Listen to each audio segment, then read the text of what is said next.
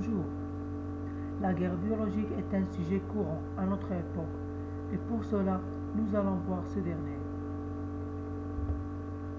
On va commencer par le plan.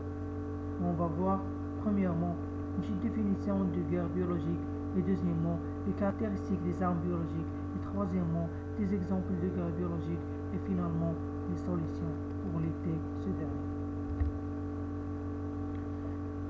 La guerre biologique, parfois appelée guerre bactériologique, est l'utilisation en tant qu'arme biologique des propriétés nocives de certains micro-organismes ou de certaines toxines.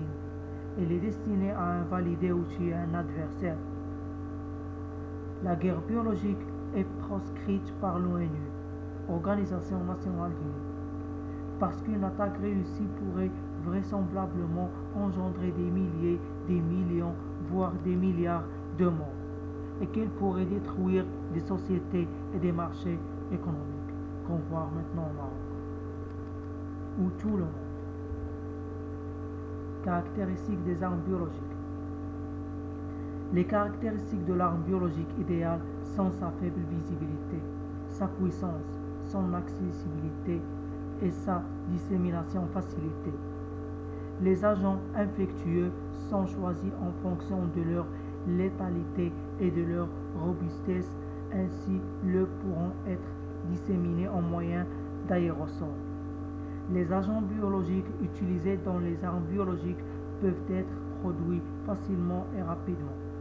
La difficulté principale n'est pas la production de l'agent biologique, mais sa dissémination sous une forme infectieuse pour une cible vulnérable. Troisièmement, des exemples de guerre biologique.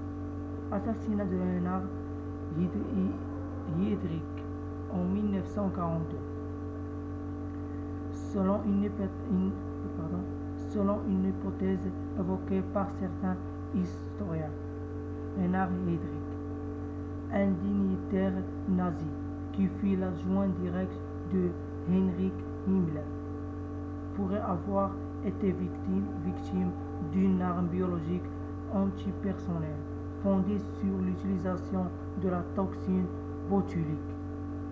L'Obergruppenführer, atteint par des fragments d'une grenade lancée contre lui par des résistants tchèques, est mort, alors que la pronostic vital n'était pas engagé, peut-être du botulisme provoqué par la toxine botulique mêlée à la couche de la colle endossant la grenade.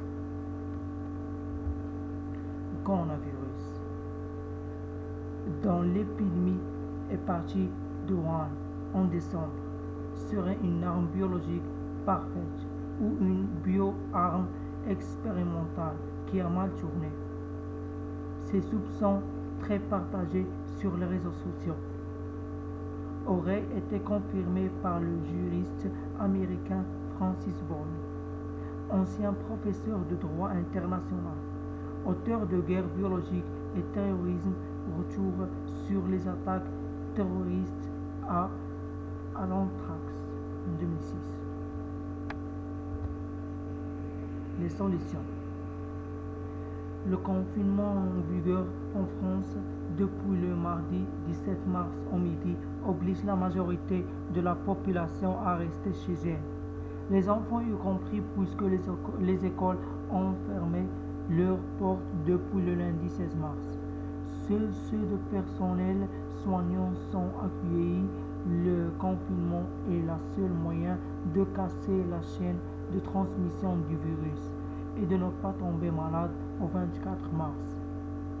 Les déplacements sont uniquement autorisés sur attestation pour, premièrement, se déplacer de son domicile à son lieu de travail dès lors que le travail n'est pas possible avec justificatif professionnel à voir sur soi. Deuxièmement, faire des achats de première nécessité dans les commerces de proximité autorisés. Troisièmement, se rendre auprès d'un professionnel de santé pour la raison urgente ou sur demande formulée par le médecin. Quatrièmement, se déplacer pour la garde de ses enfants personnels soignants ou pour aider les personnes vulnérables ou pour un motif familial impérieux, dûment justifié, à la stricte condition de respecter les gestes barrières. Dernièrement, faire de l'exercice physiquement uniquement à titre individuel autour du domicile craignant d'1 kilomètre maximum et sans aucun rassemblement et pas plus d'1 heure. Et merci pour votre attention. Et en conclusion, je vous ai dit, restez à la maison, restez à la maison.